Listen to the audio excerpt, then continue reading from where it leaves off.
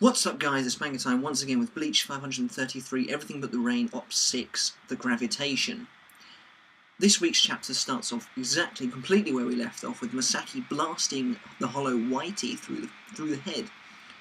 You get to see the shocked faces of Gin, Tosen, Aizen and Isshin as this hollow literally is turned to dust. However, just before it does die, the strange innards that it has swell up and it detonates. Isshin manages to sort of contain the blast and save Masaki's life. As it explodes, the evil trio take their leave. Someone has interestingly pointed out that perhaps this explosion is similar to the way Tosen dies, but I'll get into that a bit later. So Isshin saves Masaki, and we get to the part where this whole flashback begins, with Masaki asking him if he's alright, and him asking her what she is, which I think is a bit weird, because he sees her firing her arrow, but he knows what a Quincy is as well, because he's like, oh, me and a Quincy, this is a big deal, so surely he knows they fire arrows, but whatever, it doesn't really matter, So she's like, oh my god, are you okay, and then she heals him, and they get this little rapport going already.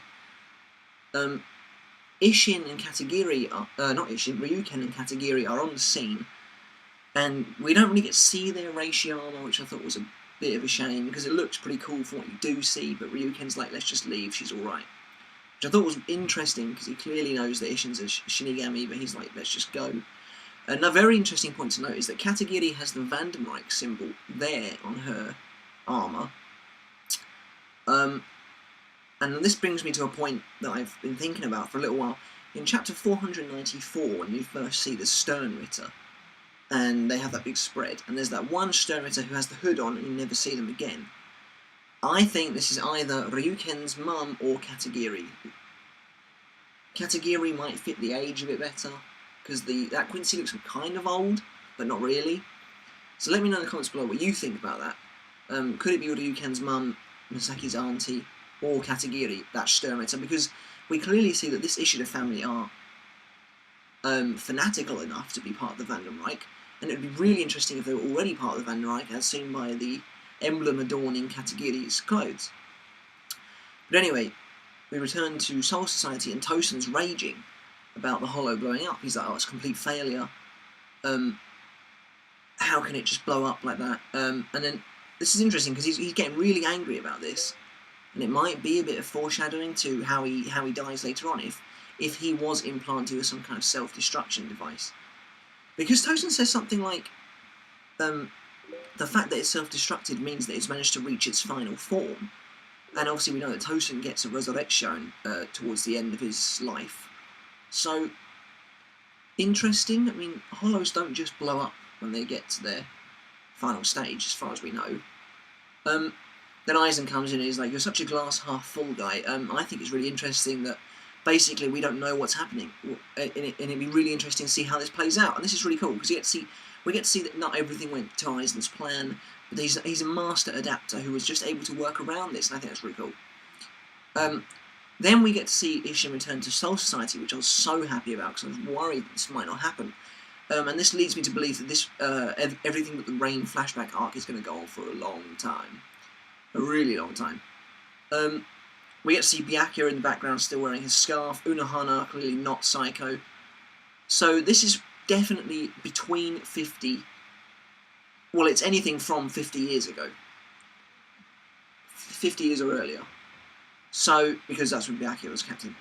So, yeah, so that's quite interesting. Isshin's a relatively recent captain.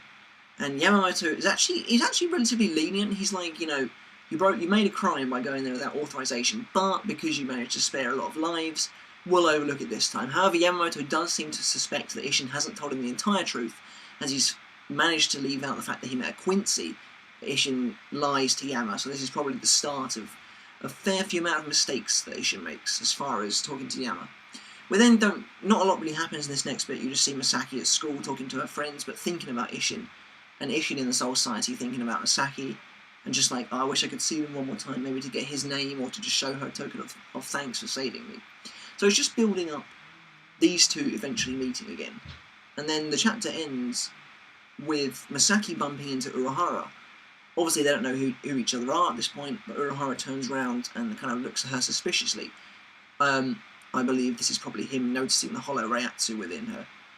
So I wish this review could be a little bit longer, guys. They will be longer from now on, but I'm really pressed for time today, unfortunately. So I'm going to give this chapter an 8. Not a huge amount happened, but it was a necessary chapter to transition. I'm still loving the flashback arc, though, and it's going to go on for a very long time, I think. There's definitely quite a bit more to go.